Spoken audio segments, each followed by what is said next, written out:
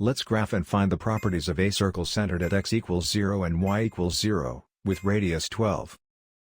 The center is the anchor point of the circle.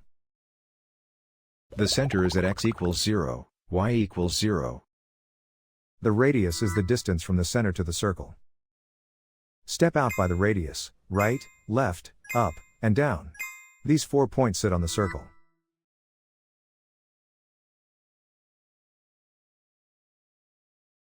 A circle equation uses center shifts on the left, radius squared on the right.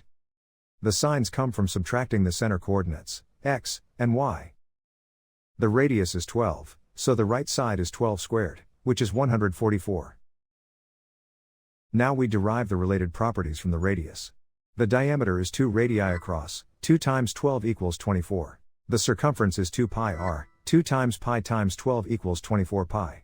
The area is pi r squared, pi times 12 squared equals 144 pi. So this circle is described by its center and radius.